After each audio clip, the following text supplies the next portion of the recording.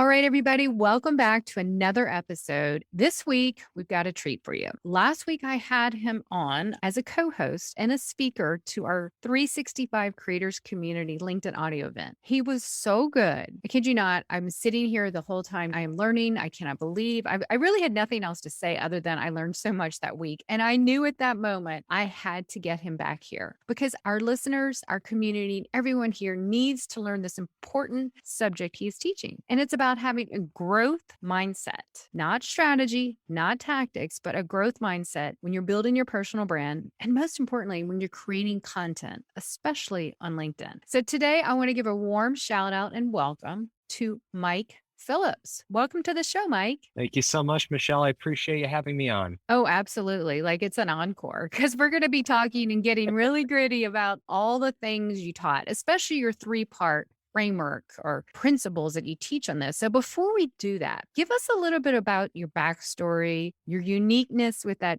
marketing muscle hashtag you're known for, how it's working and helping you doing what you're doing now. Sure. So my creator story begins, like many, in the middle of the pandemic. I began an adventure of daily posting in December of 2020, and I went all in and stuck with it every day since then, barring power outages or severe illness that interrupted my ability to create. And before that, I've been in marketing and before that, sales at startups and larger companies for a variety of positions over a decade now. But my personal brand evolved out of my circumstance in the middle of a pandemic. So, like many people, when we went remote, had to set up an impromptu space from somebody who was used to working in an office. And my room that I found available to myself became a home office inside my home gym. And I sit at a desk here and I have a squat rack over there, and there's plates on the wall, and I have my corner desk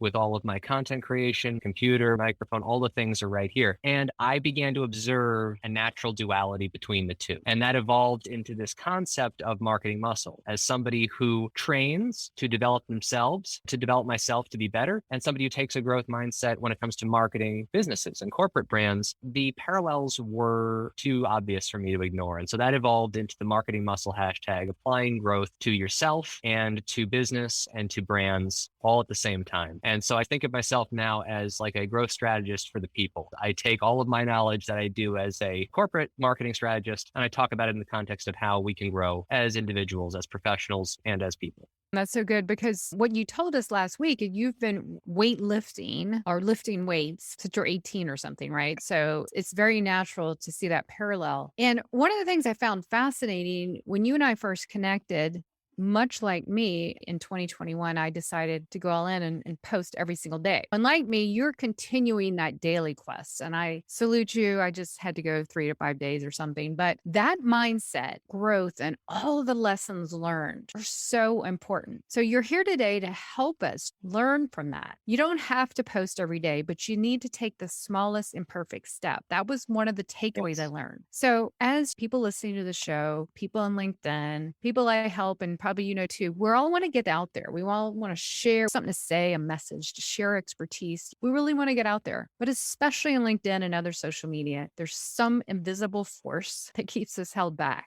Call it imposter syndrome, procrastination, the quest to be overly perfect, you name it. The list is probably 10 long, right? That's really a problem because there's so many amazing people that have all this goodness. They're just held back. And that's what I do and why this show exists, to help people put themselves out there. But until I learned from you last week, that really high level thinking, it changed everything. That's why I'm really excited. I truly am really excited to share this. So can we get into that and also the 3 takeaways, the 3 principles, and give illustrations, just like what you said last week?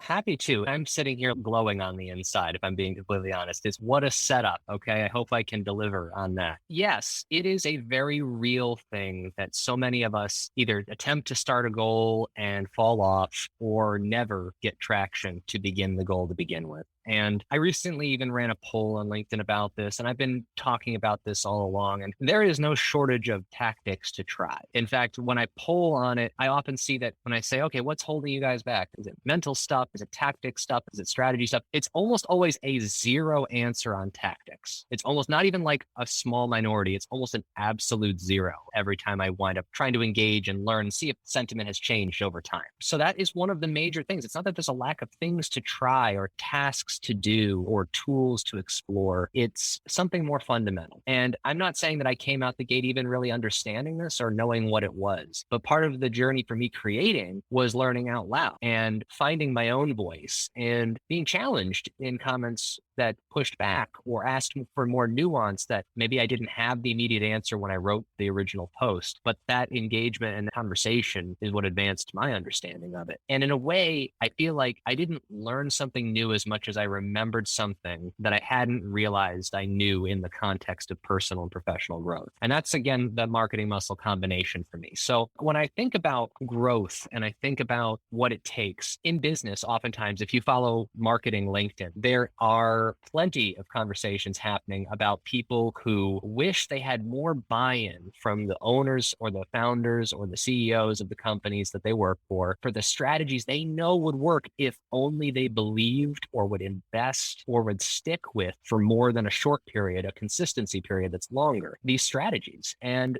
the companies are, in many cases, according to these stories, lament or resistant to implementing these strategies. And everybody's like, the strategies work, all these tactics, these great hacks, but every time, none of them work if you don't have buy-in. And what creates a welcoming environment in business to try a new strategy? Having the right mindset in your founder or your owner. And much like every piece of marketing that works for a corporate brand applies to a personal brand, I started to question and explore and really dive into this lack of buy-in must also be mirrored in us as individuals, as personal brands. And so when you start looking through that lens and you start trying to identify what mindset could set us up or hold us back from the success of the ambitions we're trying to put into action, the growth mindset really is what kind of was born out of that examination. And so I guess to define it, right, we did that in the LinkedIn Live, and I think we should do it here. So when I think about growth, I think about anything that expands, elevates, accelerates from where it begins. So essentially a positive change over time is where growth happens. And growth can be linear. So we can progress in a smooth way, 1 unit more than the day before, then 2 to 3 to 4, a nice straight line if you were to graph it. And then there's also compound growth. So that's the kind of growth where the piece that you add becomes part of a new principal amount. And then the same percentage of growth occurs. But what happens is over time, that curve hooks towards the sky.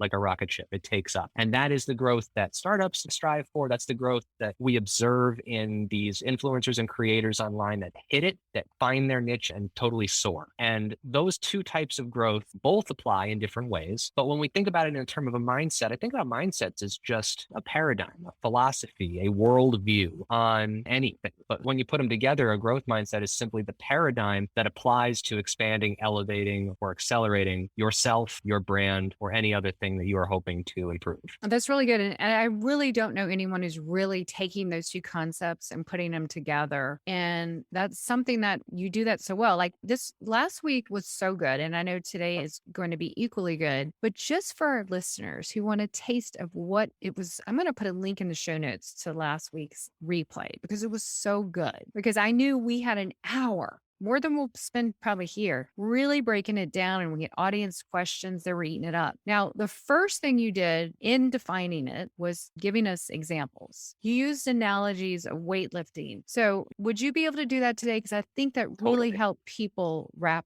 that concept around and get it. I'd be happy to. So when we talk about growth, there are lots of different things in the world that grow, and try to grow as individuals, as personal growth or professional growth. I think it's wise to always look to teachers that do it better than us. Now, that can be the creators out there that are absolutely crushing it, but it can also be anything in the world around us. There are plenty of examples in the natural world and in society that engage in these different types of growth, linear, compound, or exponential growth. So I think about different examples here. When we look at growth over time, about small investments, weightlifting was my first example. I saw it. I keep looking off camera. I literally look to the example of the physical assets, the tools and the equipment that are in my office here with me. And weightlifting is a series of small investments that add up over time. No one starts trying to get stronger, more endurance, or more power and achieves that in a large singular step. Nobody tries to say, okay, today I can barely do a push-up and tomorrow I'm going to bench press 800 pounds and I will be completely fine with that. Maybe one person did. They're probably not feeling too healthy right now if they did. The way it's actually done is by making a long series of small choices. So if you think about yourself trying to gain health, right? You have a workout program, you have an exercise or 2 or 10 within that program, and then you have a series of repetitions that you do within each exercise. When you do those repetitions, each repetition is a small choice to either stick with a form, to push through discomfort. Each one is a small promise of, I said I was going to do 10,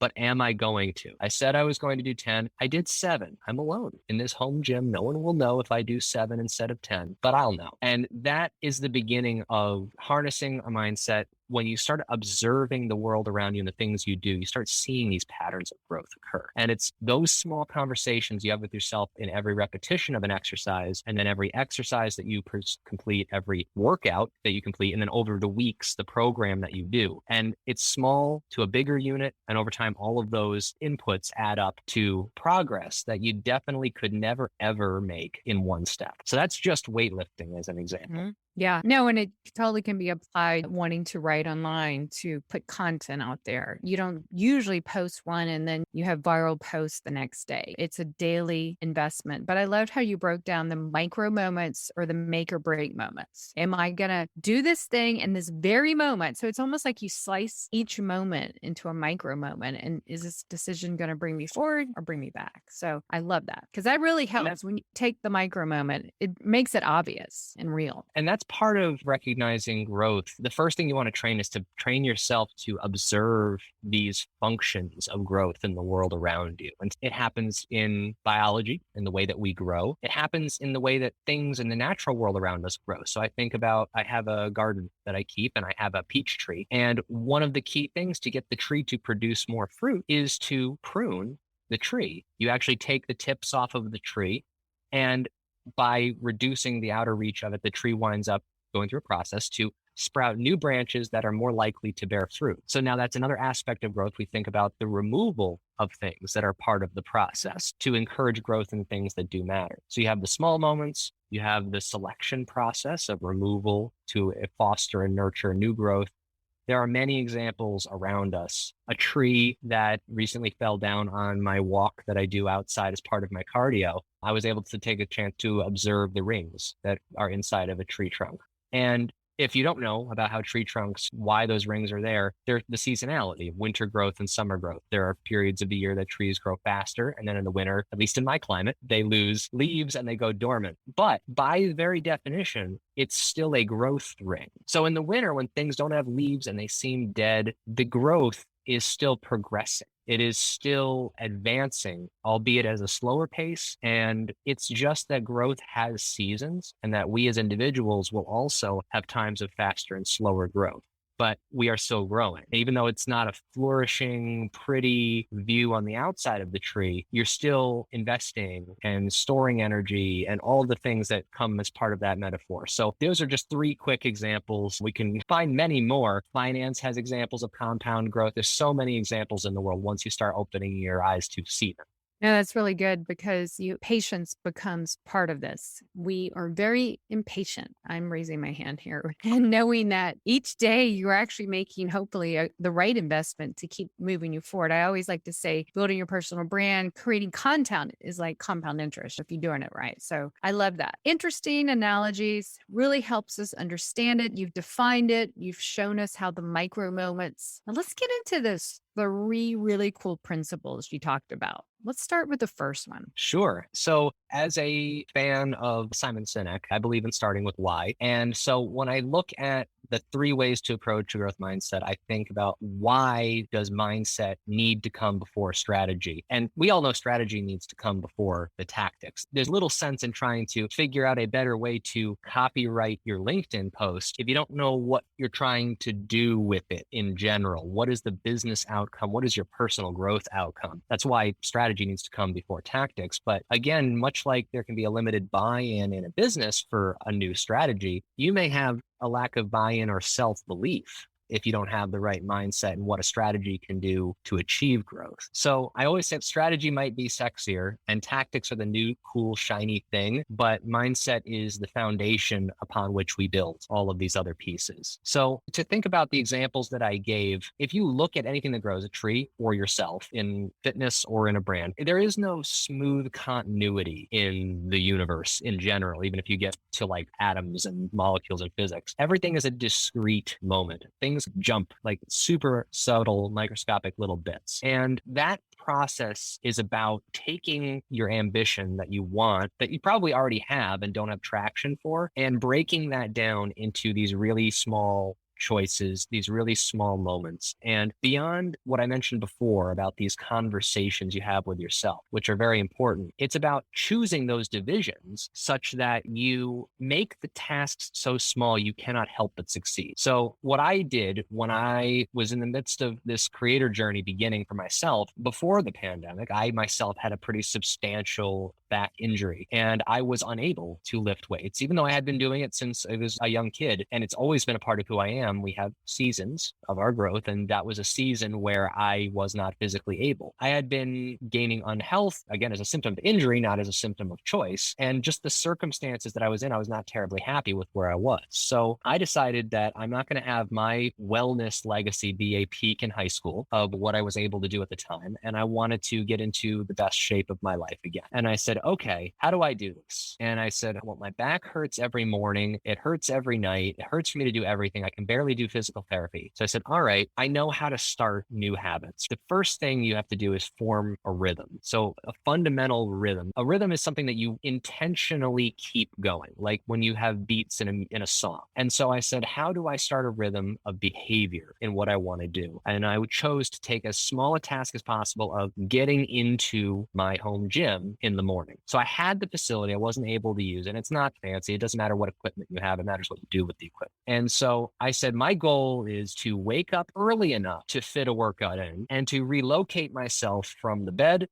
to my yoga mat and checkbox. That was it. I said that is a simple enough goal as if I am physically touching a piece of gym equipment, even if I fall asleep again on that yoga mat, I will have succeeded in this micro goal. And I said, I'm not going to start it on Monday. It was like a Wednesday or something. I'm not going to start it on Monday. I'm not going to wait for this new year to start. I'm not going to wait for an idealized time. I'm going to do it the next time I wake up because I was already awake when I made this choice. So I couldn't do it then. But I decided to start right away. And the next morning I woke up, I maintained consciousness long enough to put earbuds in my ears and turn up music so I didn't disturb anybody else in the household. And I dragged my semi-conscious self to the yoga mat and I laid down on it face down in just like a general posture that was helpful for my back recovery. And I didn't fall asleep. But you know what? I succeeded at the goal of getting into the gym. And then the next day I had proof that I could do at least that. And so I built on it. And I said, I'm going to go to the gym and I'm going to try to not fall asleep. That's how small of a step I took. And then the very next day I did it again. And I said, I'm going to do one PT exercise, one physical therapy exercise. Then the next day I did 2 exercises. And then I started thinking about maybe I'll get that empty journal that I haven't used and I'll start writing down what I did. And then I had a workout journal. And then I said, okay, I've been doing this for a week. I'll do 3 exercises. Maybe I'll pick up this light dumbbell, this heavy barbell. Maybe I will consider doing a movement that's not part of the physical therapy program. Maybe I'll do something that feels a little bit more like actual weightlifting for a change. And what happened was before you've created a rhythm of this cadence, now a cadence of this daily rhythm that repeats on the regular time interval. It was the same time of day. It was the same location. There was minimal variables. I didn't want to have that paralysis we get when we look at a menu that has too many choices. So I said, I'm just going to show up and do these things. And before I knew it, I had been doing it for a month. And then I had done it for 2 months. And I realized now the thing transitioned from a rhythm, which you deliberately keep, to a habit that is now passively part of who you are. And so that in the very beginning describes why mindset's important, because when you allow this imperfect execution of sleeping on a yoga mat to count as a workout, but you do it consistently with a commitment over time at a rhythm that works for you, could be every day, could be 3 days a week, the rhythm that works for you, you wind up building a habit from that rhythm. You start a rhythm and then you build a habit. And the thing that enables you to do that is a commitment to consistency, but allowing imperfect execution. So we don't wind up setting an unrealistically high bar that stops us from beginning to begin with. That is such a great analogy. I don't read all the personal development books, but the word rhythm really resonates. A lot of them say form a habit, but you've broken it down even further and beforehand. So, absolutely good stuff. I preach in my content and in my podcast that we need a strategy for our personal brand, but in a mindset, some of it, but you're taking mindset in its own category. I mean, this is really, really good. And it's true because nothing will help you or break you faster than the beliefs in the mind for companies, personal brands, no matter what. Weightlifting, physical exercise, great example. You see both, especially on LinkedIn. Beginning of the year, I'm going to post on LinkedIn. I'm going to work out. And a few weeks into it, if they're lucky, if they're good, the majority sadly fail. So love this number one imperfectness. And that's really mind blowing. I mean, I can really just give myself a low bar to succeed on versus the highest bar out there, which the chances are nil that most of us do that. So yeah, if you want to go to the gym, this is a kind of a bonus episode too. I love that. So let's go into number two, because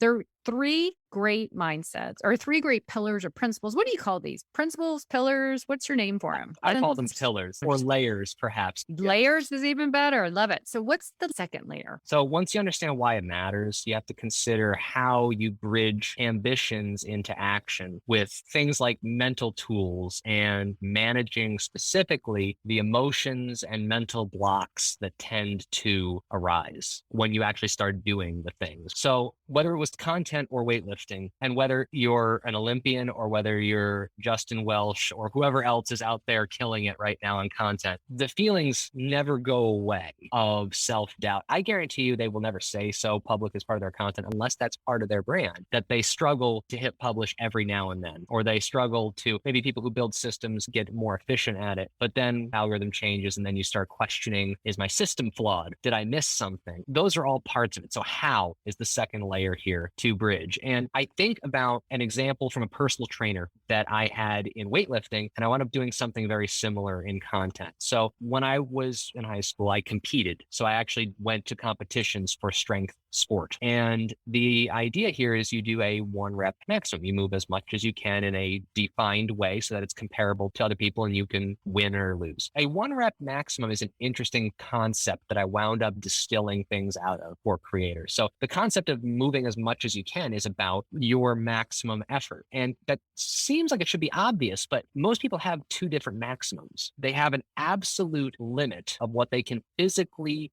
do, and they have the safe limit of what they allow themselves to do. And so this plays out exactly, let's say you were doing a bench press, because this is a simple example. People normally know that you're laying on your back and you're moving a bar up and down. And you have weight on this bar and you're pressing up and it's coming down your chest. And let's say you decide, I want to do as heavy as I can do. What happens if you fail on a bench press? If you think about that for a minute, like we all think, what happens if I fail on LinkedIn, right? We think about what happens. In a bench press, that bar will come down and it will sit on your sternum. And worst, you can start letting your mind run away with it. Like, I could break my ribs, I could damage my heart, and let alone the shame of if you're in a public gym now being pinned to the bench, which maybe we've been there once in a while, depending on if we've had experience with it. But it doesn't matter if it's weightlifting or content creation, that you visualize the symptoms of failure, the strife, the pain, the struggles, the potential setbacks. Let's say you post something like, what if I post this and I damage my personal brand or my reputation or my current employer gets upset with me? Those are the same thoughts as what if I drop this bar on my chest? And so as you're lifting it, you're feeling an instant feedback of, I'm posting this safe topic. I'm lifting this safe weight. I can go a little bit more personal, a little bit more authentic on this topic. I can go a little bit heavier on this weightlifting. And eventually you get to a point where you're like, the risk and perceived reward crossover point is met, where you're like, oh, that's my maximum. Any more than that and I will fail. And the concept is that's not your true maximum. That's your acceptable safe limit. And in content creation, that could be what you're willing to post about, how frequently you're willing to post, the language you're willing to use, the topics you're willing to talk about, the collaborations you're willing to do. We can say, all right, if I don't hit this, if I don't get a good viral post inside of 2 weeks, I'm done on this LinkedIn thing. Because if I don't, then that means I'm building myself a reputation of being mediocre. You build yourself a fear of a symptom of failure. And you wind up saying, I did my best and it didn't work. But that's not true failure. So here's how I discovered the difference between true failure and not, and how to overcome it. So when I was training with this personal trainer, he did this awesome technique where we were in the bench press. We set it up inside of one of those 4-post squat racks that have those big steel safety pins. And those were set right above the bar. When it comes down, would stop that 1/4 inch from your chest so it doesn't injure you. And then he put these cardboard discs on the bar. So I could not see what he was putting on the bar. And he's like, we're going to find your true maximum. You're going to actually fail because of what you physically can or can't do, not because of what you think you can or can't do. And I'm doing this, and he's changing it. And sometimes he makes it heavier, sometimes he makes it lighter just to fake me out. And I'm like going through this process. And eventually he's like, I finally fail. It comes down to the bar, slams into those steel pins. And I'm like, I'm fine. Nothing happened. I'm fine. Like, I didn't get hurt. And he puts the bar back up and he's like, you just did 20% more than you thought you could do. And he takes the discs off and he shows me, like, boom, that's how it could put him on a scale. Your perception was safe more than what the reality was. And the things to take away from that is that you can learn more from exploring that realm between perceived safe failure and actual maximum ability. And that maximum ability might just be your tolerance for putting yourself out there. So we all have a sense of fear of how much of ourselves we want to bring to work, how much of ourselves we want to share. We have a tolerance for how hot of a take we want to make in our written post or our video, or whether we even want to do video at all versus a written post, or whether we want to have a photo of me in my gym t-shirt talking about personal growth. I felt the same hesitancy of, I don't know if I want to send a photo of that on LinkedIn. I got to have a suit jacket on. That's what LinkedIn's about. So we have these things. And I said, oh, I'm doing the best I can. And for the first year out of the 18 months that I've been doing it, I didn't post anything visual, except if I was already in professional attire. And then when I started doing this analogy, I started showing myself doing the things I was talking about. And of course, those things turned out to be far more popular than just another person in a suit talking about doing things differently than you're doing them now. And that is just the exact example. So how do we bridge this? Find ways to explore the realm between your perceived limit and what your actual limit could be. And I'm not advocating for getting yourself set back or injured or damaging your brand in reality, but that's farther away than you think it is. And it's worth exploring slightly beyond that comfort zone. Yeah, that's really good. I remember you shared that last week with the box around the weights. That's really good. And yeah, I can remember, if we bring this back to LinkedIn for a minute, a couple months ago, earlier in the year, you had that video where you showed yourself working out in your home gym, home office. I think I even commented that stood out. So had you not done that, imagine had you not at least tried. And ironically, in this situation, usually you can bet on this in LinkedIn, you're going to get even more engagement, more comments, Exactly. and more opportunities there. So getting out of our comfort zone to our growth zone is where the action is. Of course, it's not easy, but you're giving us the 3 layers on how to do it. So absolutely love that. Now, number 3 was a really good one to finish off that top layer. Let's get into that and give some examples too. Sure. So when we talked about why it matters, we talked about how to bridge into action. And then the last layer is what. So what do we do to embrace a relationship with failure that will help us accelerate a growth? So this is where it links into the marketing half of marketing muscles. So in growth marketing, a lot of times we look at feedback loops. We look at things that produce either a piece of content that produces your next piece of content more easily. You look at early signals from customer behavior that create new ways to decrease the speed of prospects becoming a customer. So that is actually learned through a testing mentality. And those are the sorts of things where you have to embrace that failure is actually part of testing. So my foundational education, I started in sales, was educated in engineering, but now I'm at home in marketing. And in engineering and in science fields in general, when you test a hypothesis, the structure is you build a testable theory, a hypothesis of what you want to see true, and then you run the experiment. You do the actions, the tasks that attempt to prove it wrong, not prove it right. So you say, I think 1 + 1 is 2. How do I prove that wrong? And if I fail at proving it wrong, that's another data point that it might be right. And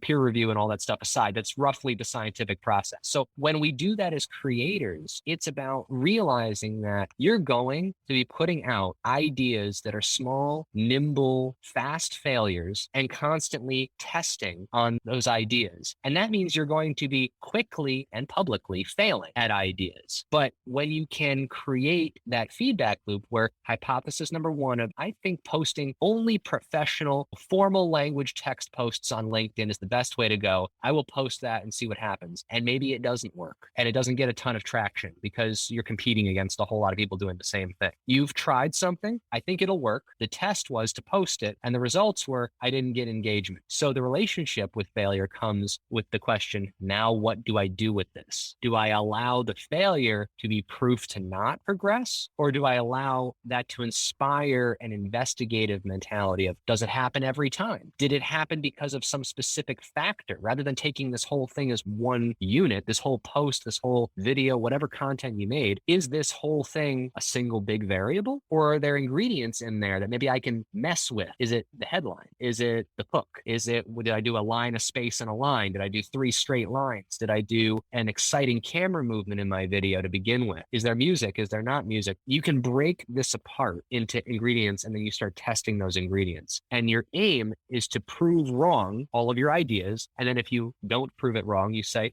that worked. I'll do more of that. And if it doesn't work, you keep asking why. And you keep getting to the root cause and you break it apart. And eventually you have this concept of you've peeled off all the stuff that doesn't belong and you were left with nothing but this flawless expression of either it's your idea or your style of content or your general positioning as a brand. And that's where that relationship with failure allows you to learn out loud and evolve. And the one example from art, if I can go there, is that the sculptor Michelangelo used to take a big block of marble and he used to say, I'm not carving the thing that I want to see in here. I'm just removing all of the pieces that don't belong as part of the sculpture. And that art, to me, the science connection between them is the creator process. So we have this art and science that we do as creators. We are expressing things with intuition and ascribing our own value to what we create. And then at the same time, we're doing this iterative testing mentality to optimize things. It really does span both hemispheres of the mind and both disciplines. That's really good. So to break that down again, number 3 is we have to be out there to test, right? And you won't Yes. know until you do. And then going back to you and your LinkedIn journey, how did you do it? Or what are some of the ways, or did you do it right away? Or did you apply this 3-layer approach last year? Or is this something that just started?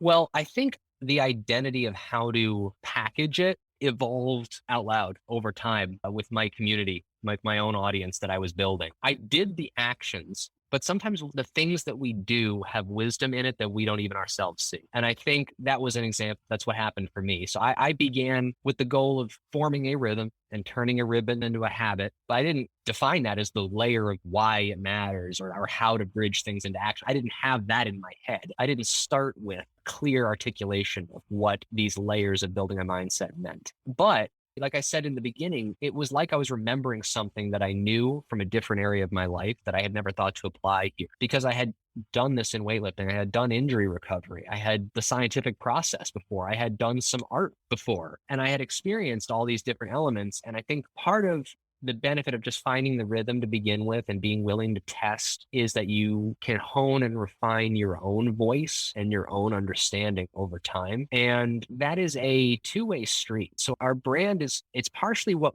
we think we know about ourselves, but it's also what we discover about ourselves along the way. And so I was discovering in my process and my journey. So when the beginning, my first post was a post about posting when you don't know what to post about. And it was like the least useful post in the world that I could have possibly read. But it was me deciding on a day to not wait for the new year to start the New Year's resolution. And from there, I just kept going. I posted sporadically before and I had some success on intermediate posts, but the journey was about learning the different ways that things that I already knew could apply, starting from an area that I already had mastery of in a different vertical, a different discipline, and then applying it over to my personal content creation. I mean, I had been a marketer. I had marketed for 7-figure SaaS products. I had sold millions of dollars of product for other people and other brands, but I had never, for some reason in hindsight, I can't understand why, decided not to do it for myself. And then I realized, I said, okay, so I'm a marketer. I should be able to market myself. I have capital value as a professional, as an individual, just the same as anybody else does. And if you don't market a product in a business, you're stuck leaning on the sales department to hunt for every opportunity.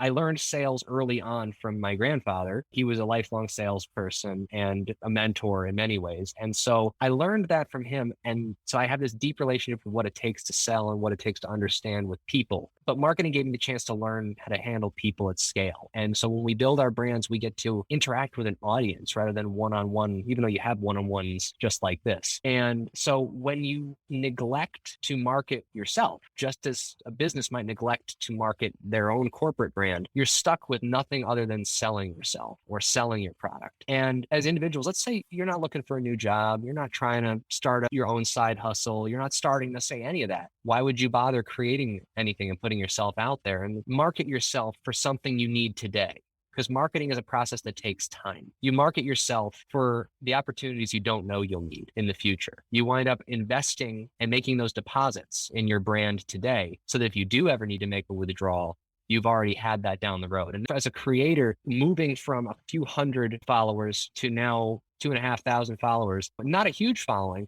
but already I never would have had an opportunity to even speak to you on this podcast, to speak to the other 3 podcasts that I've been on, to have wonderful conversations with senior vice presidents and executives at other companies that wouldn't know who I am from anybody else on the street, only because I was putting myself out there, deliberately, proactively marketing myself and seeing marketing yourself as something that is a proactive defense, a proactive investment against any sort of hardship or challenge you may want in the future. That's part of the growth mindset, because you don't grow for the stimuli you've already survived. You grow for the circumstances you have yet to encounter. That is so well said. Yeah, a couple things here. I always said as a marketer, we've been too busy building other people's brands and we're neglecting our own. So I don't care who you are, what you said, you have something to say and can be out there. And you're a great case in point because I know you are working a full-time job, but this is your side thing and it's your passion. And I love everything you're writing about on LinkedIn. And as you continue to do daily, you're going to keep applying these 3 principles, these 3 layers, and growing and propelling your brand and yourself. And that's a good cue into as we close out. Let's tell people where we can find you. And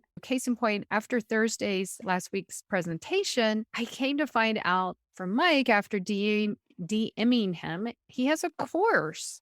For goodness sake. I'm like, oh my goodness, the same day he had this presentation, he released his first course, which is another part of being a creator and learning, and I believe called the Year of Growth. And I know that because I actually bought it and I'm really excited. I haven't got my first week thing, but give yourself a plug, Mike, because that's a huge part of getting out there. And like you said, all those things you just learned and people you met, you probably would have never had the idea to produce a course, right? So that's just another opportunity, right? That's so true. It is. I did not set out on December 15th of 2020 to say, I'm going to build an audience so that I can sell a course on growth. It was so far off my radar. It wasn't even on the same planet. I was in a different place entirely at the time. And it's funny, like you mentioned that I had launched the same day and I did not mention it on that course because you could take me, for instance, I launched a course and I had been feeling the same struggles that everyone feels. Like I mentioned, Justin Welsh, Ashrathad, David Gerhardt, Chris Walker, you think about all these creators, whatever industry you're in, marketing or otherwise, everyone questions themselves quietly. Everyone has a struggle. And the ones who have the right mindset to manage those feelings persevere in spite of them. And it's not that as a human, we ever stop being human. It's that we have the construct in our head to see the bigger picture and understand what to do to handle those challenges. And so it was funny because I sold, like I said, 7-figure software products, but I couldn't sell my $52 product. And so I wound up, as I went on this journey, I realized I really had a strong passion to help individuals develop and harness a growth mindset. It wasn't something I set out to do, but it was that learning out loud and finding my own voice that showed me that because of the DMs I had, because of the comments I was getting, these are the things that I knew that were of value to other people. And so the way I framed it was that if you want to get unstuck and you want to bridge your ambition into action, that produces the results you want. You should learn to market yourself so you never have to sell yourself. And so before you get lost down the strategy, tactics, rabbit hole, because there's a whole lot of that out there, consider investing in building your growth mindset. Growth just takes time. It's not something that you can just turn on or read a book about. It has to be something that you build a rhythm and then from the rhythm build a habit and then start developing frameworks to handle the inevitable emotions that come up with it. So I developed this year-long course that teaches you how to develop and harness the same growth mindset that top performing athletes and professionals use. And yes, I call it 1 year of growth. And the idea is that it's meant to help you get unstuck and start growing. And it's 52 emails delivered weekly. It's going to have 52 different mindset frameworks that are easy for you to learn and remember over 52 videos because I was going to do one per, but every now and then I just find I have more to say and I throw an extra one in there. Over 52 videos on proven marketing theories that apply to personal and professional growth. There'll be over 52 different homework assignments that help you train your mind and then develop your growth mindset through practice. And then additionally, there's going to be tied up in there weekly motivation to help keep you on pace, to handle when you have your highs and lows and to keep you accountable. And like I said, it's $52. You can find that on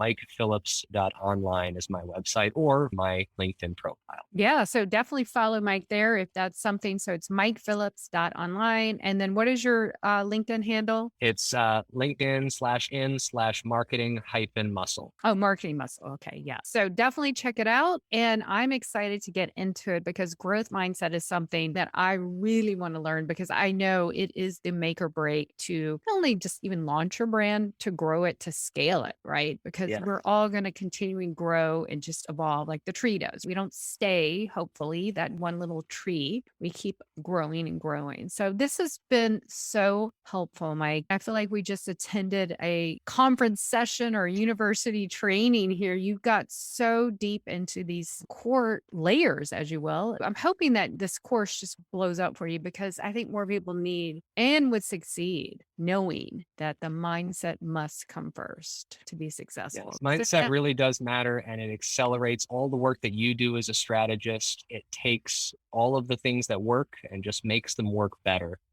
So when we learn to get out of our own way and realize how much better our maximum ability is than what we perceive our limiting factors to be. getting out of our own way is probably the hardest thing in so many things of life. We're our own worst enemy sometimes. And I'm not saying that in a negative way. I just know that if we don't get it right, it really can spiral us down. But in the same token, with a great growth mindset, it can change a lot of things. So this has been phenomenal. So, Mike, I can't thank you enough for being on the show. Thank you so much for having me. You are truly a gracious host. It has been an outstanding time. Thank you. Thank you so much. Absolutely. Well, everybody, I hope today's episode gives you a deeper understanding and the three layers of what a real growth mindset is and how you need and should apply it to your LinkedIn life, to getting out, building your brand, heck, even to getting out to the gym. I felt like we got a double session here on personal branding, content creation, and building your muscle in the gym. All good things, right? So until next time, everybody, just remember this. Keep putting yourself out there. You have a brand to build, a business to grow, and people to impact. So until next week, I'll talk to you soon. Take care.